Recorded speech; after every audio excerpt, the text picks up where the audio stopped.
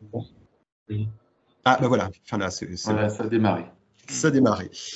Eh bien, très bien, ben ça ouvre officiellement cette deuxième session des webinars donc du GT5, du GDR11, donc consacrée à la présentation des activités des différents laboratoires français sur la thématique CEM au sens large. Donc aujourd'hui, nous accueillons Philippe Beignet, donc, de l'IETR, qui va nous présenter à la fois les activités de son équipe de recherche eWaves, ainsi qu'une présentation plus thématique intitulée Intensification du couplage à distance dans un contexte de cybersécurité électromagnétique. C'est bien ça. C'est bien ça. Ça n'a pas changé.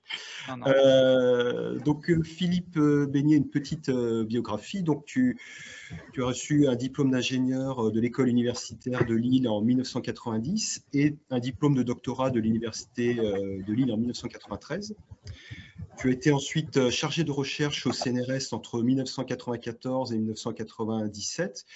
Puis, tu étais directeur du Centre d'études de recherche en protection électromagnétique de 1997 à 2002. Puis, tu es revenu en 2002 au CNRS, au sein de l'IETR, dans lequel tu es devenu chercheur senior en 2013.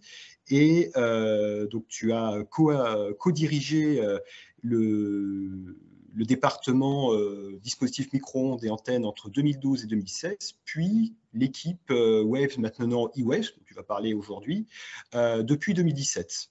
Et depuis 2017, tu es directeur adjoint de l'IETR. Je te rappelle, je rappelle les règles. Donc, on a à peu près 10 minutes pour la présentation de l'équipe, donc ici eWaves. Après quoi, on pourra s'arrêter 5 minutes pour des questions. Et ensuite, on basculera sur la présentation thématique, à peu près 25 minutes. Et là, on aura de la place pour différents échanges. On va essayer de faire entrer tout ça sur un créneau d'1 heure. Voilà. Très bien. Merci Alexandre pour cette introduction. Merci également au GDR11 pour l'organisation de ces webinaires dont l'idée, je trouve, est tout à fait excellente. Et bonjour à toutes et à tous. Donc effectivement, ma présentation sera effectuée en 2 parties. Et la première concerne donc l'équipe eWaves. Et la deuxième partie concerne un sous-élément qui actuellement nous tient à cœur à l'IETR parce que c'est un sous-élément de nos activités de recherche sur lequel on fait reposer beaucoup d'espoir et sur lequel je pense qu'il y aura beaucoup de développement à l'avenir. Donc, je ne vais pas vous faire une présentation générale de l'IETR, ça serait beaucoup trop complexe dans le temps imparti. Sachez simplement que l'IETR est une unité mixte de recherche qui est répartie sur plusieurs sites et qui a plusieurs tutelles, 5 en l'occurrence, donc vous les voyez en bas à droite du transparent. Et voilà, c'est une unité de recherche qui est répartie en 13 équipes, et donc je vais me contenter d'en décrire qu'une seule, et encore de manière très succincte, bien évidemment. Donc le responsable de cette équipe est Maxime Zadobov, et c'est l'équipe qui abrite également les activités CEM sur lesquelles on va bien sûr s'étendre plus fortement dans les minutes qui viennent.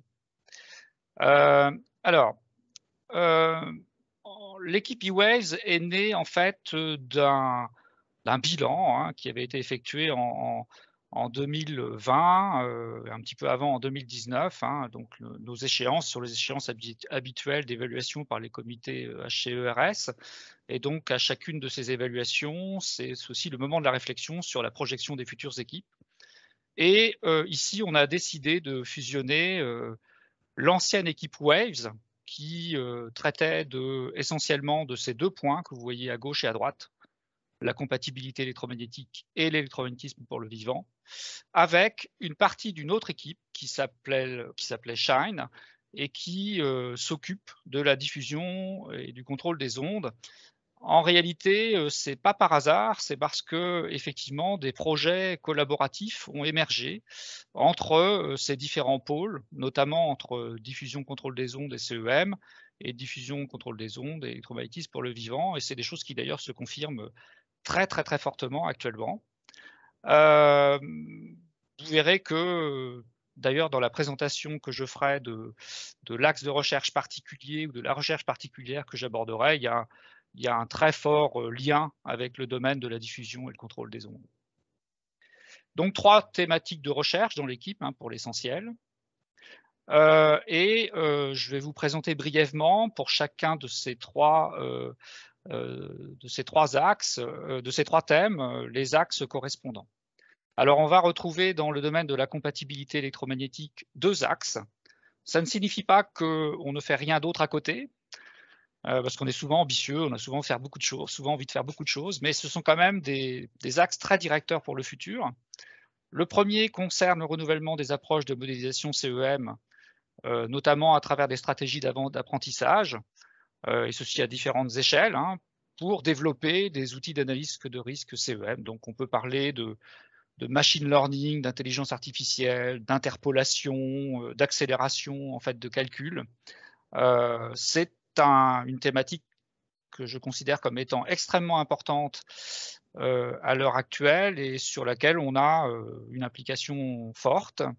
J'en parlerai pas plus, nous n'avons pas trop le temps.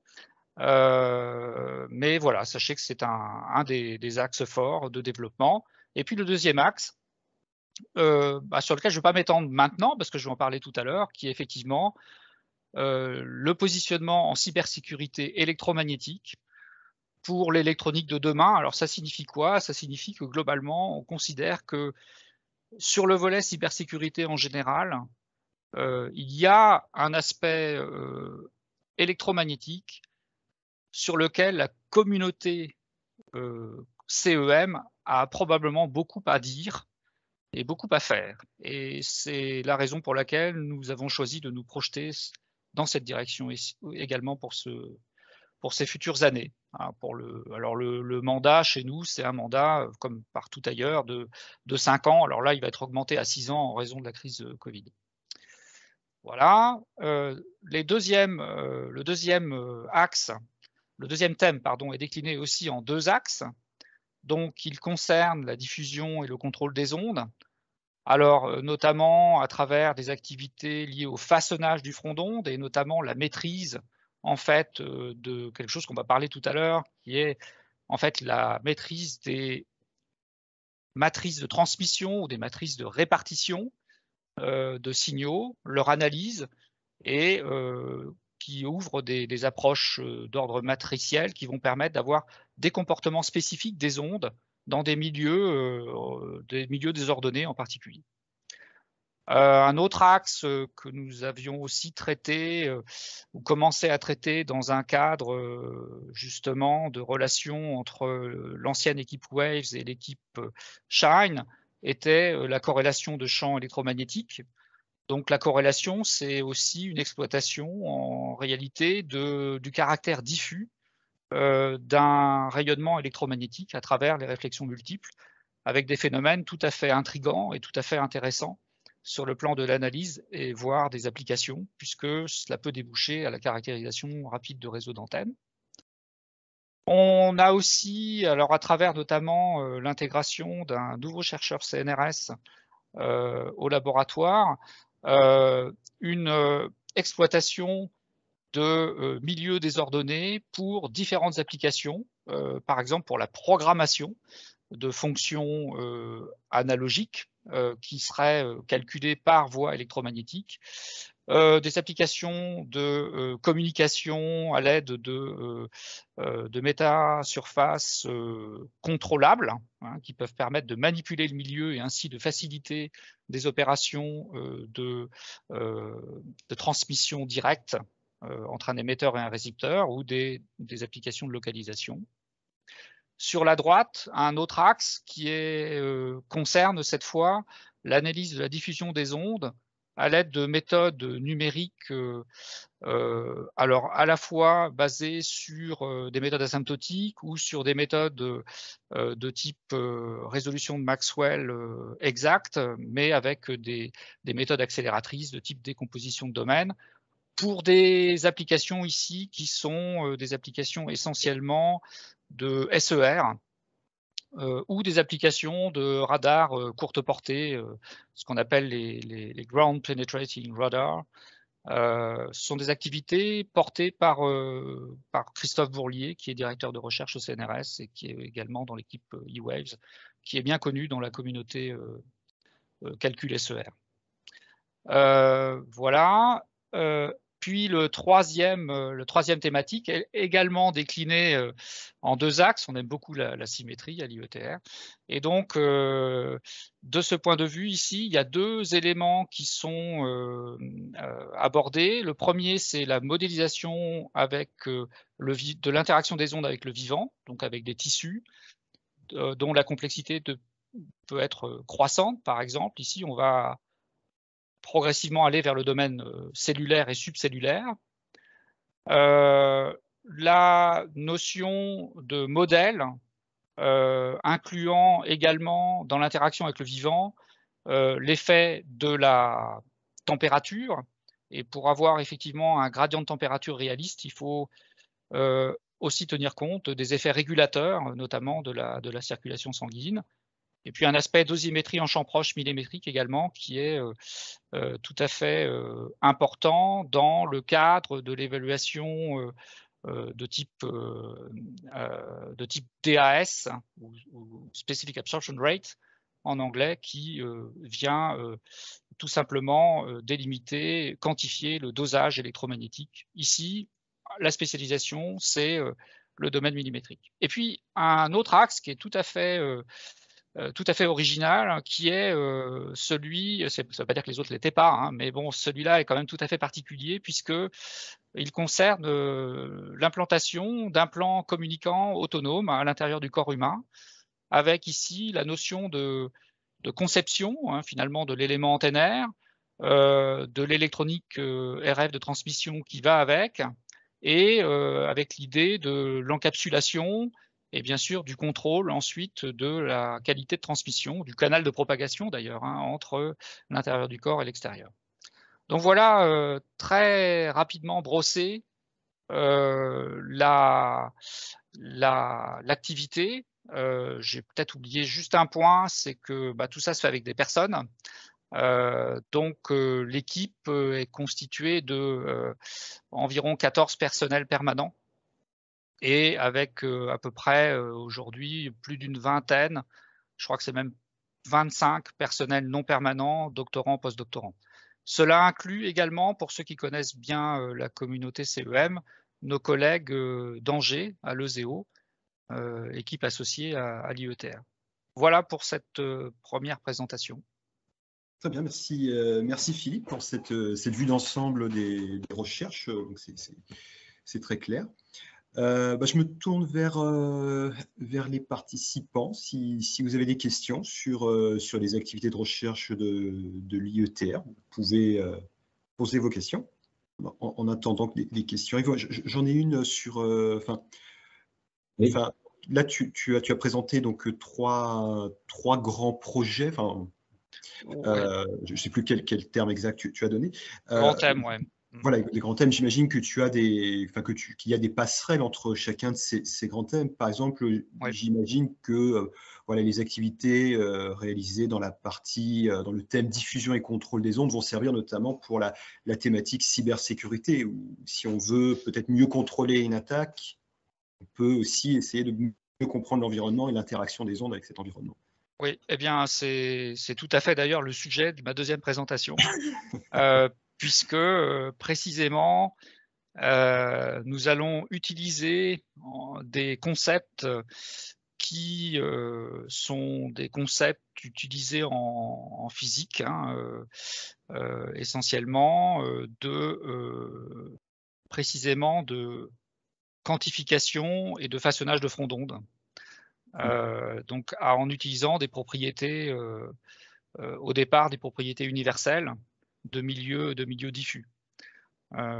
Et donc enfin, déjà depuis pas mal d'années, en réalité, ça dépasse totalement d'ailleurs l'IETR. Hein. Nous avons beaucoup de collaborations entre notamment l'Institut de physique de Nice, les ICOM donc à Marne-la-Vallée, mais également l'Institut Langevin sur justement les différentes applications possibles on va dire, de ces techniques de manipulation de front d'onde.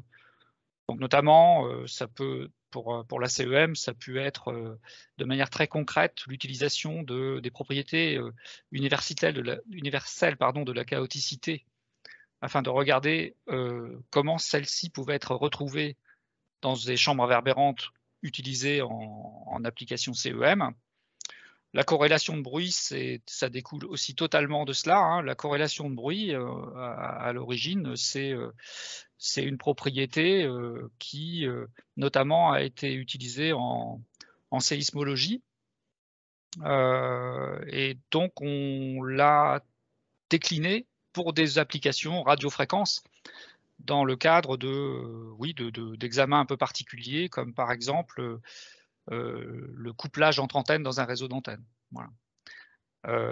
Au moins théoriquement, parce qu'en pratique c'est un peu compliqué, il faut bien le reconnaître, mais d'un point de vue théorique, le concept a été au moins très étudié. Et puis il y a eu aussi, il y a toujours des discussions en cours d'ailleurs il y a un projet en cours qui est en train de démarrer.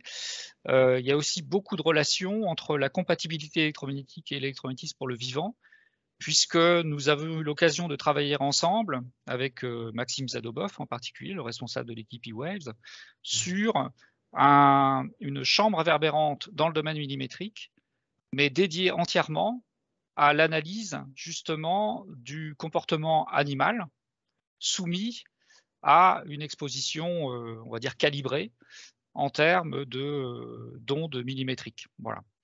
Pour préfigurer les nouveaux standards qui sont ou seront mis sur le marché dans ces bandes-là. Voilà.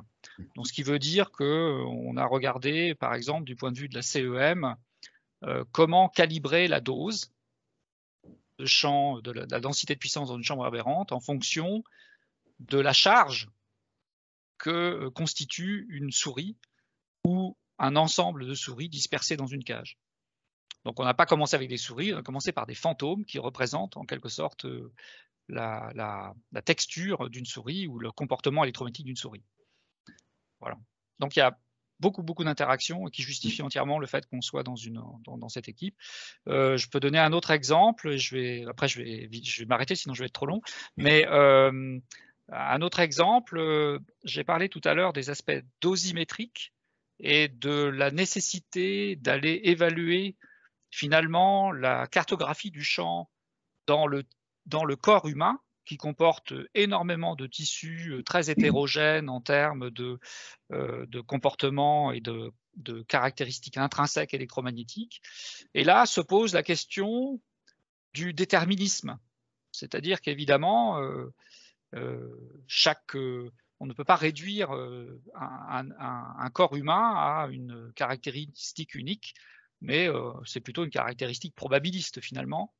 Et donc, du coup, les techniques d'accélération auxquelles on s'intéresse, en termes d'apprentissage justement, peuvent aujourd'hui faire l'objet d'intérêt dans ce cadre-là. Et on est en train de réfléchir à ce genre de choses dans le cadre de projets particuliers.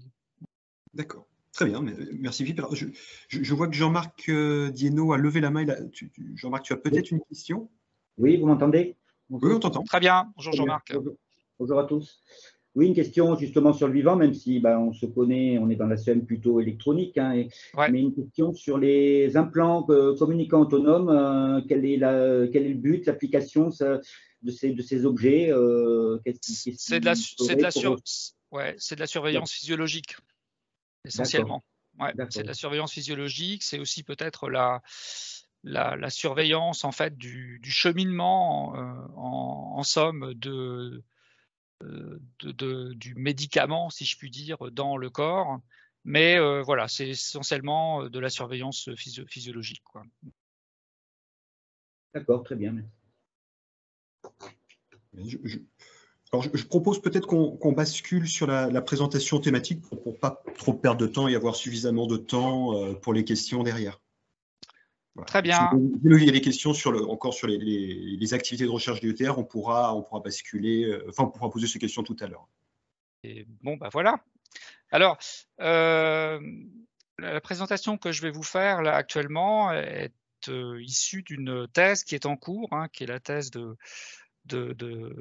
Brahima Yeo, qui se fait donc en collaboration avec un certain nombre de personnes. Donc, Mathieu Davy et Philippe Delougne sont précisément dans l'équipe, plutôt dans l'axe diffusion et contrôle des ondes. Cécile Lecomte donc est une personne qui est intégrée au niveau de l'IETR dans une plateforme de moyens d'essai, si vous voulez, et qui nous a aidés notamment sur le côté expérimental et en particulier sur la programmation d'un FPGA dont nous allons parler tout à l'heure. Et voilà pour les acteurs de cette recherche. Donc il s'agit effectivement d'un focus sur les aspects cybersécurité électromagnétique et sur un aspect centré sur l'optimisation du couplage à distance. En somme, sur la possibilité d'agresser à distance, potentiellement en déni de service, une électronique quelconque située dans l'environnement. De ce point de vue, ce n'est pas évidemment le seul axe potentiellement abordable dans le domaine de la cybersécurité électromagnétique, mais en tout cas, c'est celui que je vais vous présenter. Alors peut-être dans un premier temps, un petit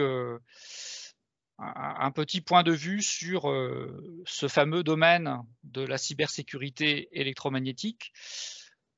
J'ai tendance à le diviser en deux parties. Hein. La première partie, c'est effectivement les interférences intentionnelles, plutôt dans l'esprit d'empêcher le fonctionnement de systèmes ayant des actions à caractère critique.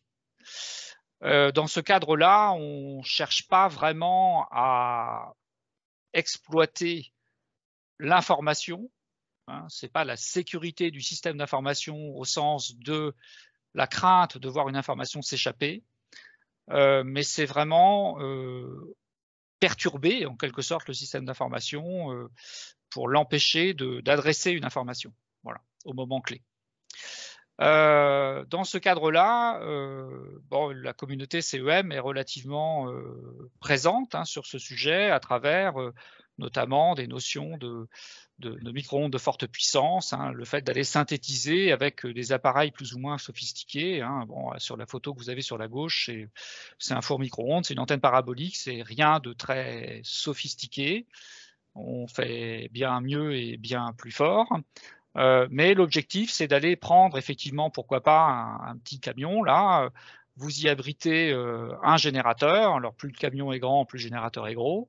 Et vous avez une antenne, vous rayonnez, et soit vous cherchez à coupler vers des récepteurs qui sont des récepteurs RF, dans leur bande ou à côté de leur bande, mais peut-être préférentiellement dans leur bande, soit vous voulez coupler ce qu'on appelle par des couplages de type backdoor, sur des systèmes qui vont ramener de l'énergie, non pas par la voie antennaire, mais par exemple par les câbles, voilà, typiquement.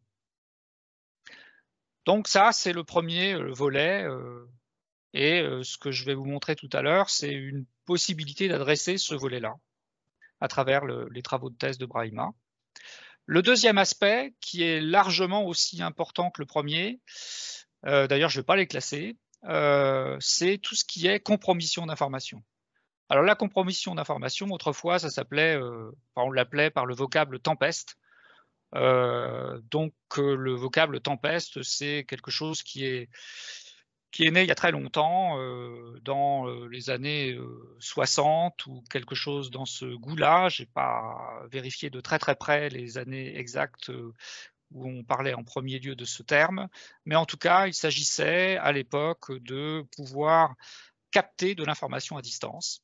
Alors, une des choses qui a été très connue, ça a été la publication de Warneck en 1985 qui montrait comment capter à distance finalement une émission de ce qui était à l'époque des écrans à tubes cathodiques. Bon, voilà, seuls les anciens pourront s'y reconnaître. Plus récemment, d'ailleurs, on a pu démontrer que, notamment au travers des travaux de Marcus Kuhn, hein, qui a été très productif dans le domaine, qui a montré que c'était aussi déclinable sur des appareils beaucoup plus récents, notamment à travers des câbles HDMI. Hein. Donc là, il s'agit bien d'examiner la fuite et de corréler en fait ces fuites à une information. Pourquoi? Parce que on sait en quelque sorte comment sont transmises les informations liées à l'affichage sur un écran. Voilà. Contribution aussi récente sur ce qu'on a appelé les streaming channels. Alors là, ici, c'est vraiment lié au fait d'avoir des électroniques mixtes entre un volet numérique et un volet analogique, et avec la possibilité d'aller moduler non intentionnellement une information numérique sur une information analogique, et il se trouve que cette modulation peut être, dans certains cas, interceptée, parfois même à grande distance.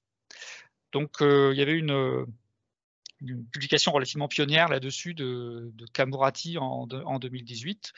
Après, il y a un autre domaine, hein, je ne vais pas m'étendre, mais qui concerne tout ce qui est technique de compromission en champ très proche, voire en champ un peu plus lointain, voire des techniques qui vont injecter des fautes. Donc là, on considère que le système est entièrement à la merci de l'attaquant, et l'attaquant peut en faire absolument n'importe quoi, y compris exécuter des scripts, et détourner les scripts de leur bonne exécution, par exemple en bypassant un mot de passe, ce qui peut se faire en allant perturber l'exécution de l'algorithme au bon endroit, donc ça suppose d'être tout à fait synchrone, en injectant une perturbation, donc une susceptibilité finalement, au sens où les CEMistes le comprendraient.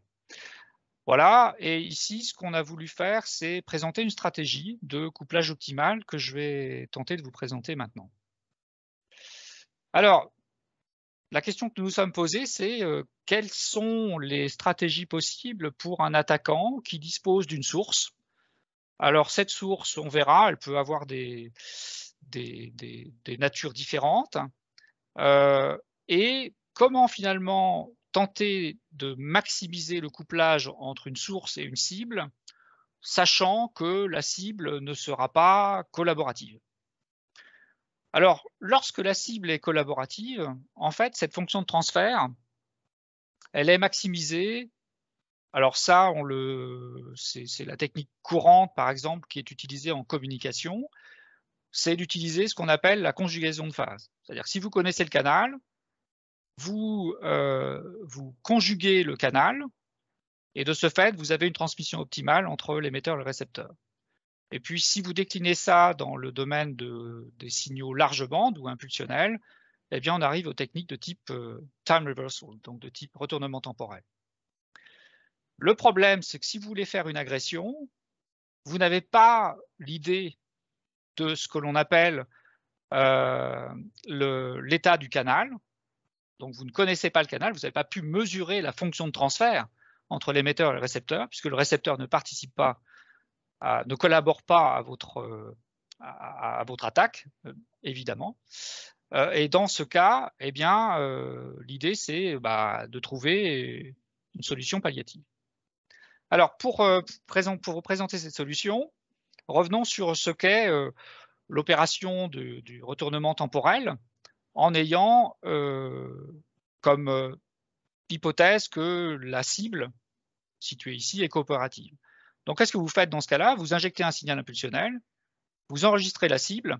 Alors, ici, vous avez il n'y a pas d'échelle de temps, mais ce qu'il faut comprendre ici, c'est que vous avez une échelle de temps qui est beaucoup plus grande que l'échelle de temps du départ, parce que tout simplement, au travers d'un certain nombre de réflexions multiples, eh bien, vous enregistrez en fait un signal progressivement au cours du temps.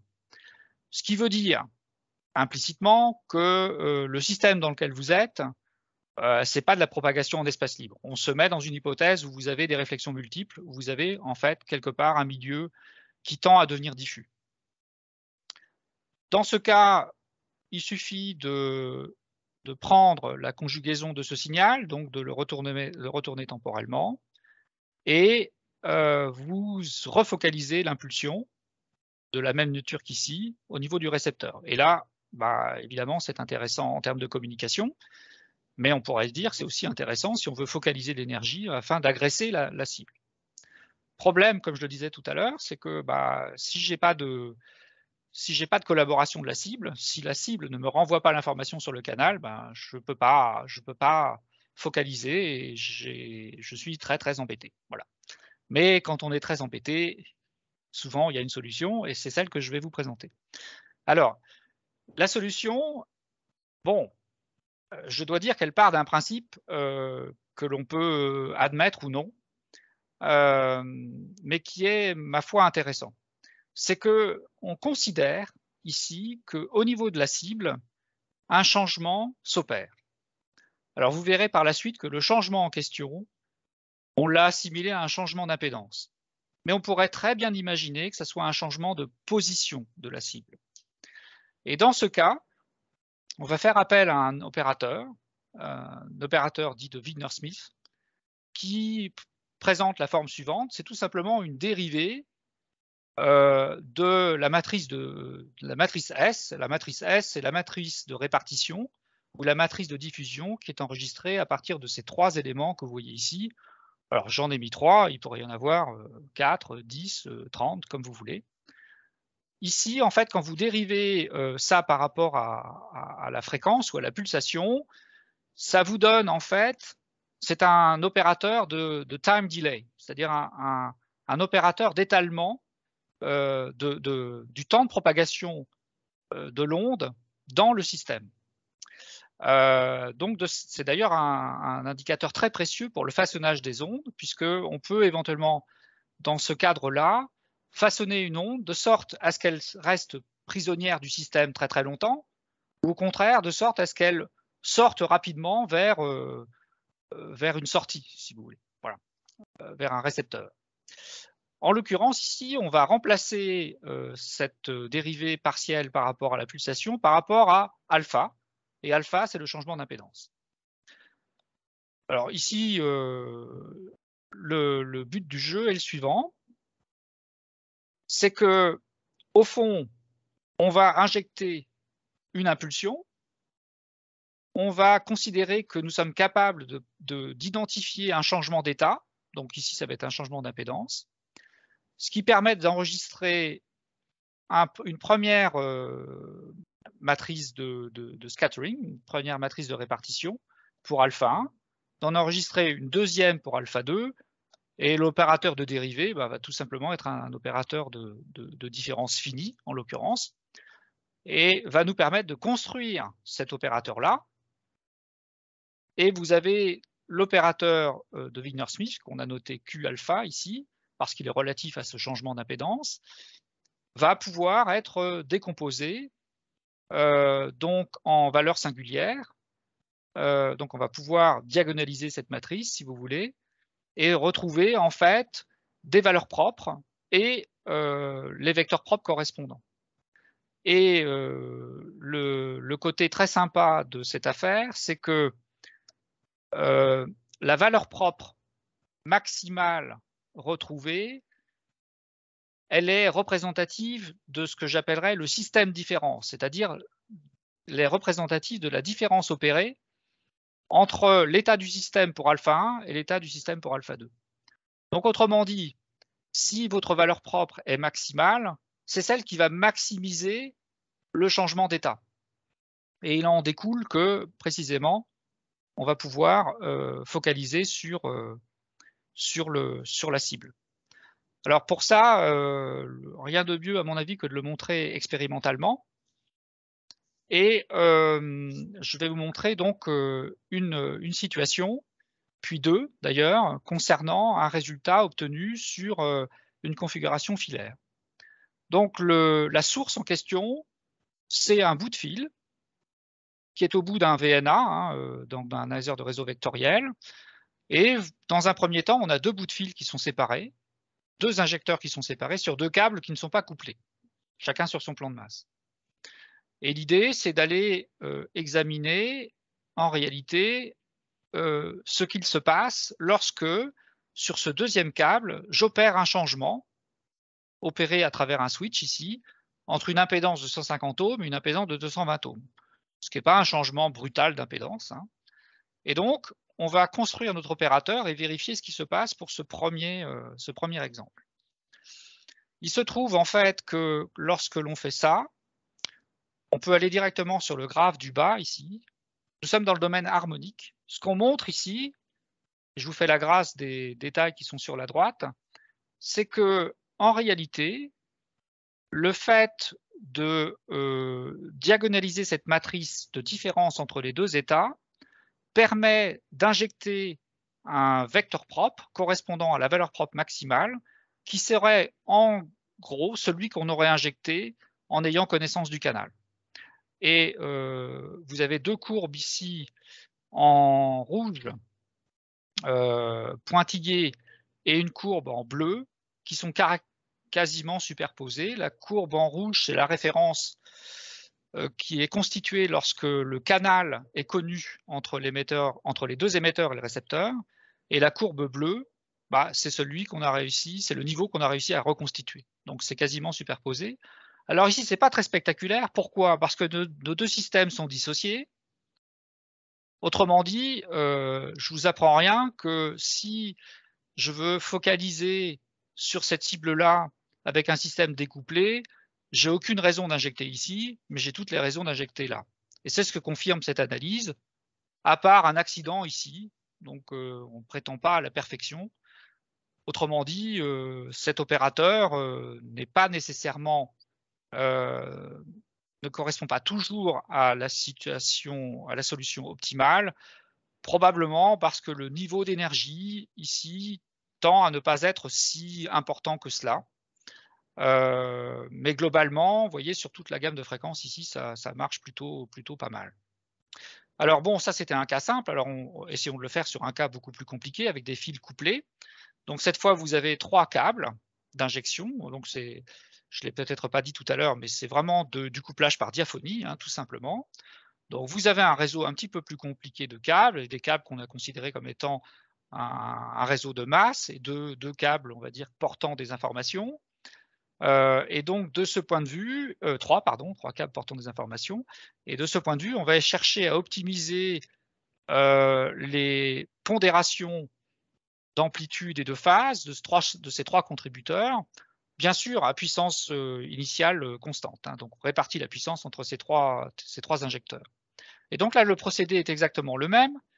On passe de 150 ohms à 220 ohms, dans les mêmes conditions que tout à l'heure. On réalise donc le calcul de l'opérateur. Encore une fois, c'est un calcul extrêmement élémentaire. On fait la différence entre les 2 états et on pondère par l'inverse de la matrice S1. À la rigueur, on aurait même pu se contenter de faire la différence, probablement.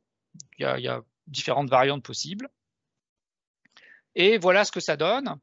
Donc c'est le même principe que tout à l'heure. Alors on voit ici, peut-être je m'attarde un petit peu plus longtemps, qu'il y a 3 valeurs propres, évidemment, c'est une matrice à 3 dimensions. Et on voit qu'il y a une valeur propre qui se distingue en général, pas toujours, mais en général très fortement des 2 autres, ce qui est symptomatique du fait que effectivement cette valeur propre, elle est vraiment associée à cet état différence ou à ce système différence que l'on va solliciter en excitant la valeur propre associée à cette première valeur propre. Et donc, en faisant cela, eh bien, j'ai le même schéma que tout à l'heure. Je vous passe les autres excitations qui ont des rendements plus faibles, mais si vous prenez une excitation avec la première valeur propre, et donc le premier vecteur propre associé, et que vous le comparez à la conjugaison de phase qui aurait été réalisée en coopération avec la cible, vous voyez que là encore, on parvient à focaliser dans des conditions quasi optimales. C'est vraiment, les résultats sont assez spectaculaires, il faut bien l'avouer. Et c'est pas parce qu'on les a obtenus, je dis ça. Voilà. Alors, évidemment, ça, nous l'avons montré sur un aspect de propagation guidée. Pourquoi propagation guidée? Parce que, évidemment, du point de vue CEM, les câbles sont quand même présents un peu partout. Ils sont des vecteurs de propagation de parasites extrêmement importants. Donc, ça me semblait assez intéressant de se pencher sur ce point-là. Mais nous sommes aussi penchés sur le côté rayonné, évidemment. Et donc, nous avons transposé cette expérience dans le cadre de la thèse de Brahima dans le cadre d'une chambre réverbérante pour des phénomènes rayonnés, en ayant par-dessus cela la vocation de passer au domaine temporel et non pas simplement de rester à la focalisation dans le domaine harmonique. Et qui plus est, en ayant une expérience in situ. Donc ça fait pas mal de difficultés à la fois. Je dirais que la difficulté du large bande était relativement facile à contourner. Ça n'a pas été très compliqué. La difficulté du in situ, elle, est quand même beaucoup plus importante, puisque en fait, la démarche consiste à acquérir au moyen d'un VNA la matrice S de rayonnement à partir de l'ensemble des antennes émettrices. Donc, nous sommes montés jusqu'à 7 antennes émettrices. Et la cible était constituée par une 8e antenne.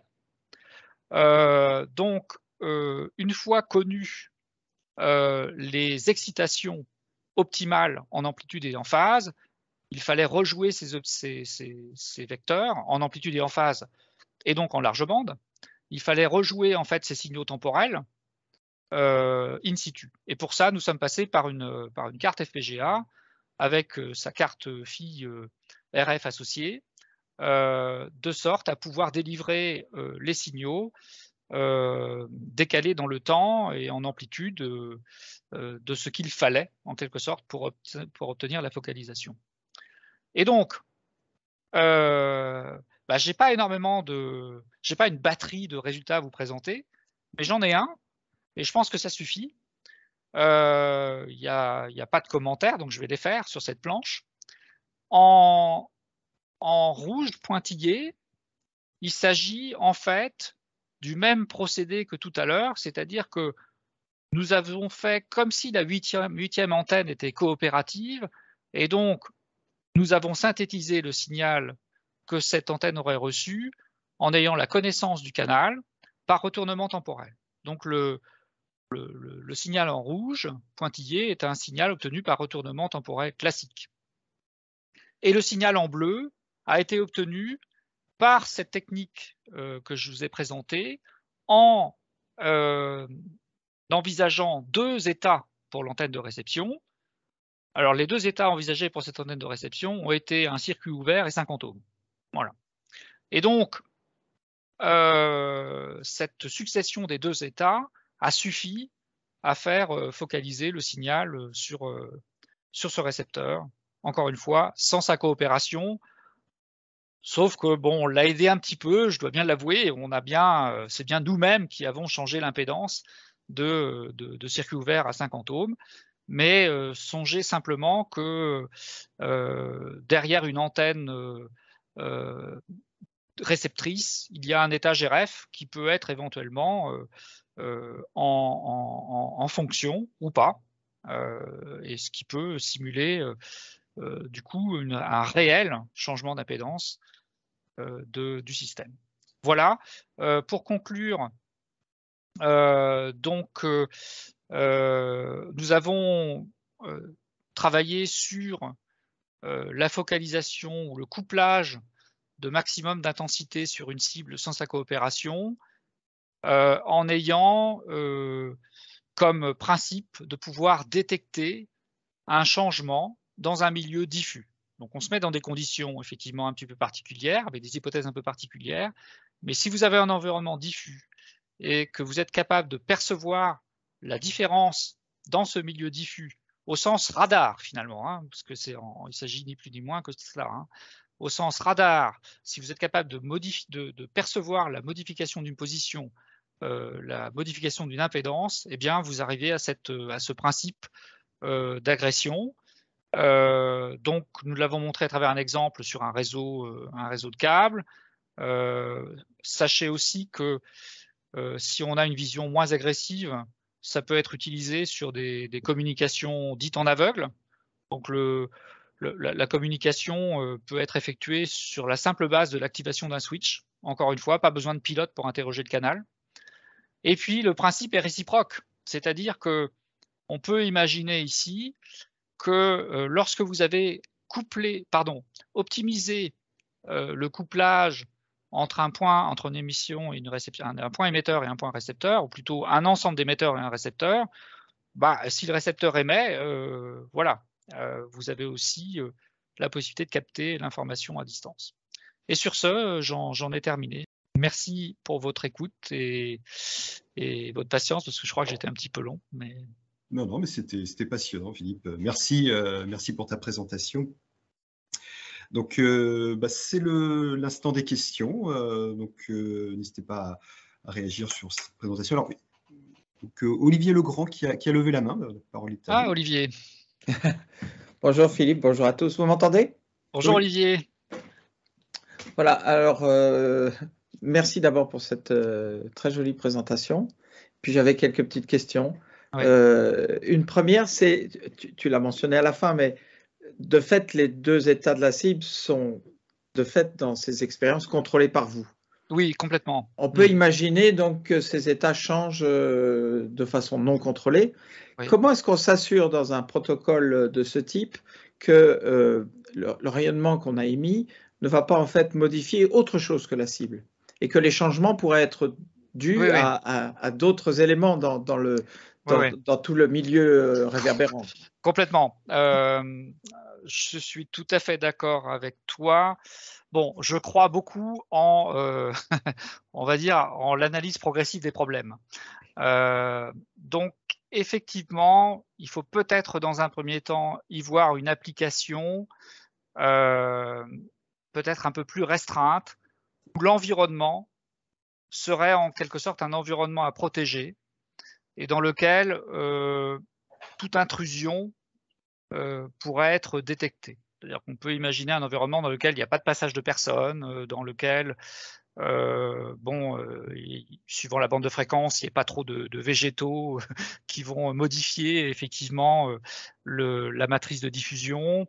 Donc je suis d'accord sur le fait que un problème va se présenter dès lors que on va tenter de percevoir des changements d'état parmi des changements d'état.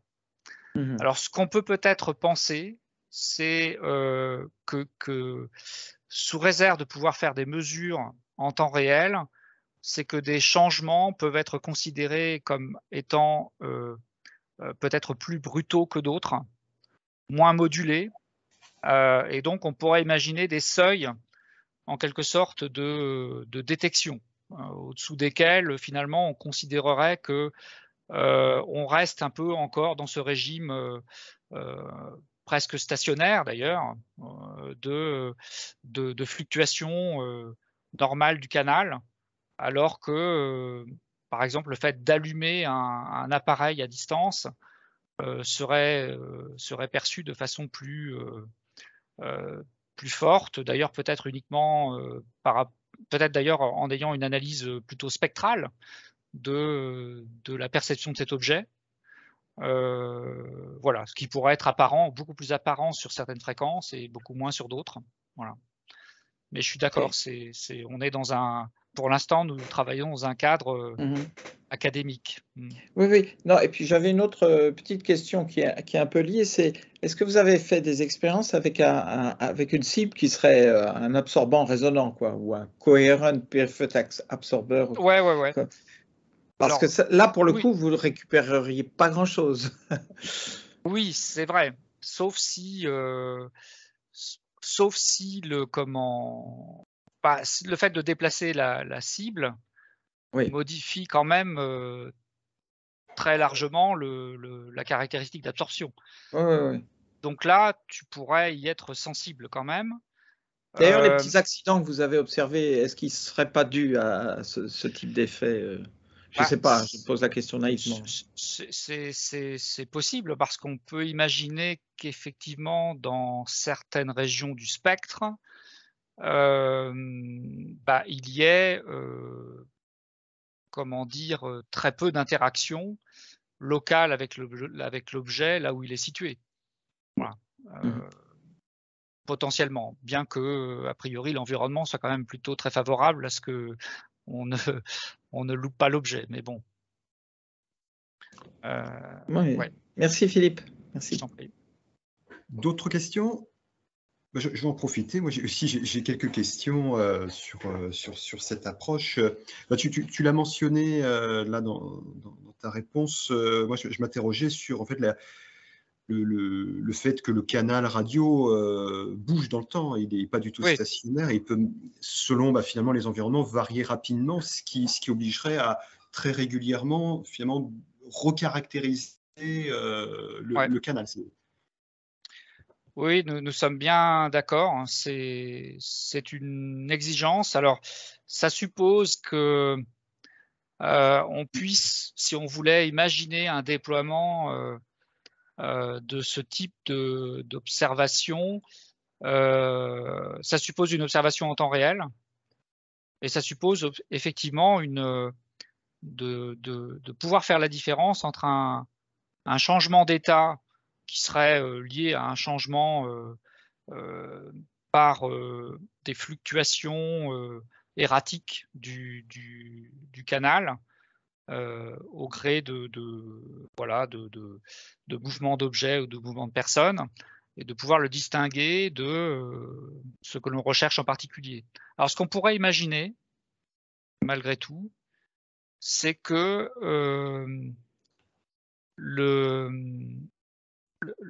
l'opération soit dédiée à l'identification d'objets particuliers qui seraient connus au sens d'un spectre d'utilisation, par exemple. Oui, ce qui n'est pas fou, finalement, dans le cas d'une vraie attaque, on cible des choses. Alors, imaginons qu'on veuille proscrire l'utilisation d'un téléphone portable XG dans un environnement donné. Bon, voilà, c'est une signature particulière qui peut peut-être être distinguée de tout autre mouvement, en quelque sorte. Oui, oui. Et après, j'ai une autre question, je donnerai la main. Finalement, cette attaque oblige donc à envoyer finalement des différents signaux pour caractériser le canal, et donc c'est aussi un moyen de détecter cette attaque. Est-ce qu'elle est simple à détecter parce qu'elle reste quand même furtive Alors c'est détectable à partir du moment où effectivement on envoie des signaux et qu'on imagine que on peut imaginer qu'en termes de contre-mesure, le défenseur ait la batterie de capteurs nécessaire qui, en temps réel, va enregistrer l'environnement électromagnétique et s'apercevoir que tout d'un coup, il y a une émission un petit peu anormale. Alors, si on regarde une analyse en temporel ou en harmonique, bon, faut quand même être, ça va quand même assez vite, quoi. Donc il faut être là au bon moment pour capter le signal. Bon, voilà, c'est. Oui, ça reste quand même assez furtif. Ouais. Après, si on veut détecter des changements, un peu dans l'esprit de ce que tu indiquais ou de ce qu'Olivier indiquait tout à l'heure, si on veut scruter un peu plus finement aussi l'environnement et faire la différence entre des vraies différences et des fausses, on peut imaginer qu'il faille quand même séquencer dans le temps beaucoup de scrutations, donc deviendrait de ce fait plus repérable. Oui, tout à fait. Très bien, merci. Je vais passer la main parce qu'il y a d'autres questions. Jean-Philippe Parmentier. Et bonjour à tous. Bonjour Philippe. Bonjour Jean-Philippe. Une question qui m'est venue à l'esprit, là, c'était la robustesse de cette technique d'analyse par rapport à, je pense, une hypothèse de linéarité qui est sous-jacente. Oui. Tant au niveau de la fonction de transfert, mais aussi le système qui, lui, peut être fortement non linéaire. Oui. Est-ce que, alors, je suis d'accord, hein, il faut commencer pas comme tu le disais, mais est-ce que tu as une idée de la robustesse de cette technique de détection de changement? Alors, c'est vrai que pour l'instant, nous avons travaillé essentiellement sur des signaux de faible intensité. Donc, du point de vue en fait de la modulation du signal RF apporté par le récepteur, je pense que les niveaux que nous avons n'étaient pas suffisants pour exacerber en fait des non-linéarités importantes. Enfin, dans nos expériences, il n'y en avait pas du tout d'ailleurs, mais il me semble que voilà, si on devait remplacer les récepteurs que nous avons utilisés par en gros une antenne réceptrice, un préamplificateur derrière, ou un amplificateur d'ailleurs, bon, je pense qu'on est dans des niveaux qui sont dans des dynamiques qui sont relativement faibles. Par contre, effectivement, nous avons essayé d'utiliser cette technique à contrario pour exacerber des non-linéarités avec des signaux un peu plus forts. À vrai dire, les tentatives que nous avons réalisées n'ont pas été très concluantes, mais c'est pas pour cela que ce n'est pas faisable. En l'occurrence, on peut imaginer transposer cette technique de sorte à ce que, effectivement, en supposant qu'on ait un récepteur qui soit éteint, puis allumé, peut supposer que la rétrodiffusion par ce récepteur, si du moins le signal qu'il reçoit est suffisamment fort, puisse comporter des non-linéarités, et donc que la rétrodiffusion puisse, au niveau de ces non-linéarités, être exploitée pour refocaliser. Voilà. Donc ça, c'est des travaux qui existent, hein, qui ont été publiés il y a quelques années, je pense que c'était en 2018 ou s'approchant de cela, peut-être même un peu avant, de travaux dont je n'ai plus la mémoire des auteurs, mais de physiciens qui avaient mis en place un opérateur de Wiener-Smith en l'appliquant justement à l'exacerbation de non-linéarité. On pourrait faire de la détection d'harmonique, par exemple. Ouais, c'est ça. C'est exactement ça. Ok, merci hein, Philippe. Merci, c'est très intéressant. Merci. D'autres questions? J'avais encore une question, Philippe. Oui. Si dans le milieu ambiant, tu as un milieu hautement perturbé, par exemple, tu vois, si tu veux effectivement attaquer des objets par exemple, sur une bande à 2,45 GHz, donc, sur lequel il y a potentiellement beaucoup de sources d'interférences, elles vont nécessairement aussi perturber ton estimation. Oui. Est-ce que la méthode est suffisamment robuste pour éliminer ces sources d'interférences ou pas vraiment? Non, pas à l'heure actuelle. Après, ouais.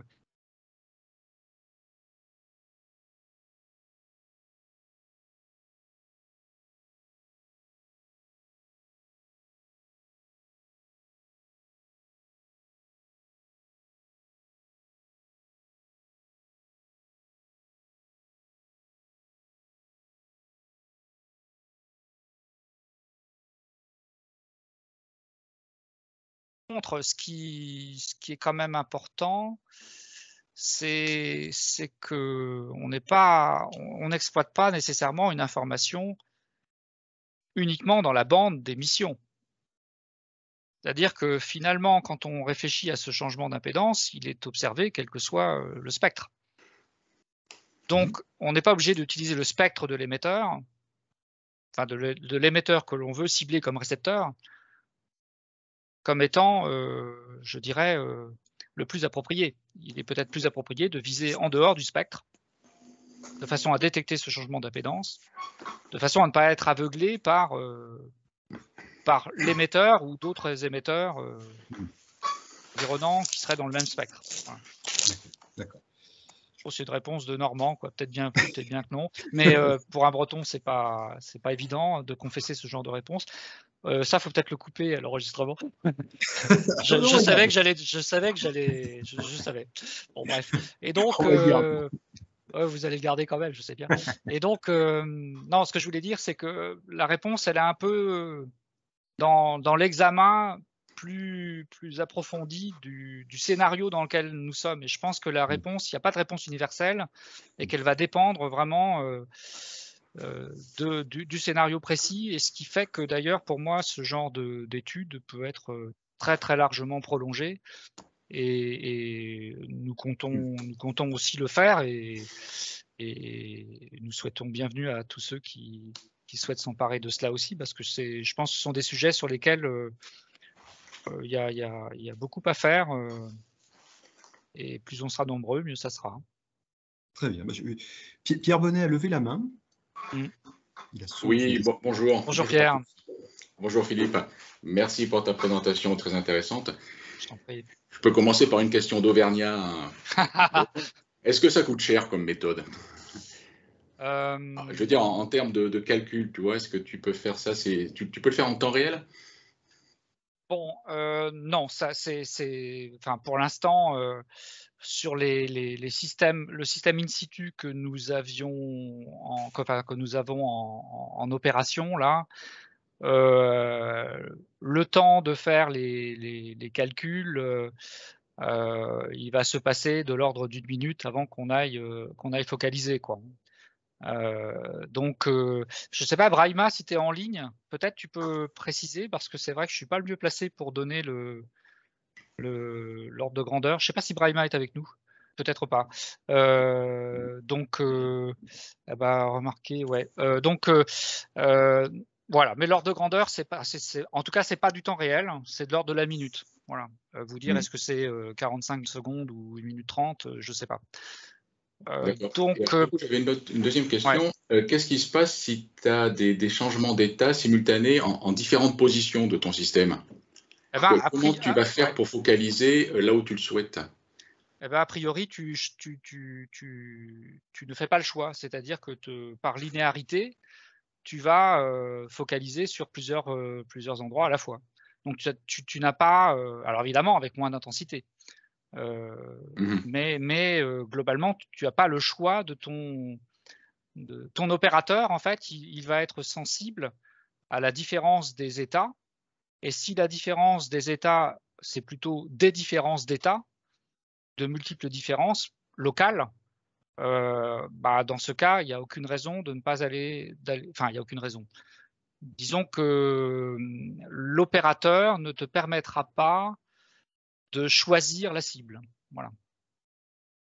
Même à travers les valeurs propres, tu ne peux pas faire un choix, tu ne peux pas régler les distinguer.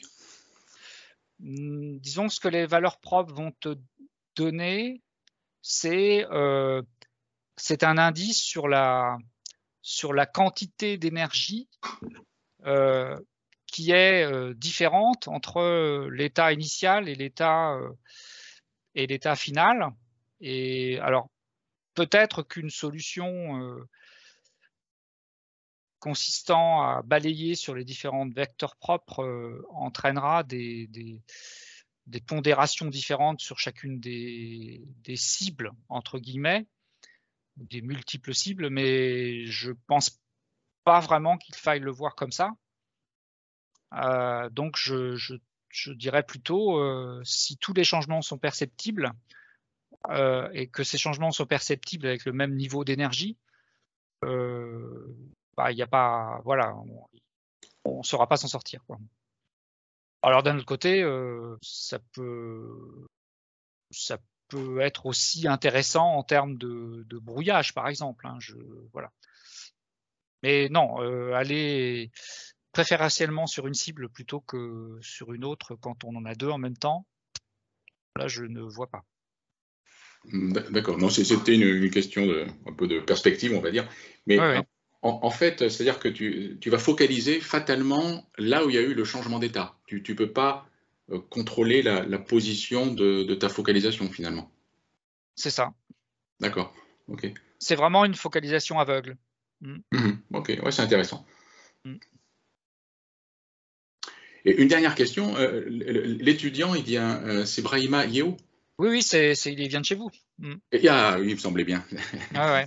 Je finis par oublier, mais ok, c'est un ancien Clermontois, d'accord. Ouais, donc Brahima a commencé sa thèse en 2019, donc en octobre ou novembre 2019, et donc terminera en fin d'année. D'accord, très bien. Merci. De rien. Très bien. Merci Philippe. Enfin, je propose de clore la séance aujourd'hui. On vient de dépasser donc l'heure allouée. Voilà. Oui, Alexandre? Oui. Tu m'entends? Oui, je t'entends.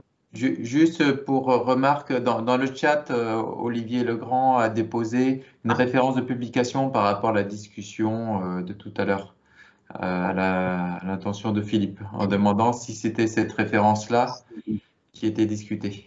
Alors, je vois pas dans le chat, je vois pas le chat, moi. Ah oui, une petite bulle.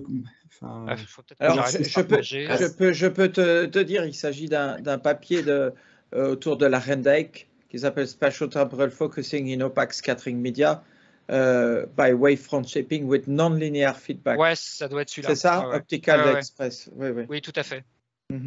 Et ouais, c'est ça, exactement. Merci. Okay. Ça va. Parfait. Il y a des publications associées aux travaux que j'ai présentés aussi, donc c'est en googlant, vous les trouverez facilement. Voilà. D'accord. Très bien. Pas d'autres questions? C'est bon?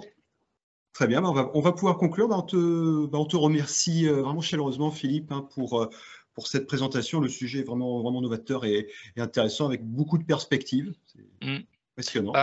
Merci beaucoup. Merci à tous pour m'avoir donné l'opportunité de présenter ces travaux bien passionnants. Je dois avouer que de ce point de vue, les travaux, en particulier j'allais dire la participation, mais c'est beaucoup trop faible. L'implication de Mathieu Davy et de Philippe Delougne sont tout à fait essentielles dans le cadre du développement de ces travaux. Voilà. Très bien. Merci.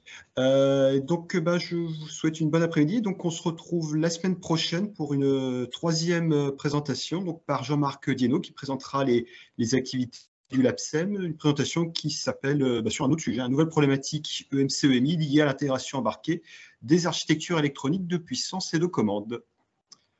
Voilà. Très bien. Merci. Bon après-midi à tous. À bientôt. Au revoir. Au revoir. Merci à tous. Au revoir.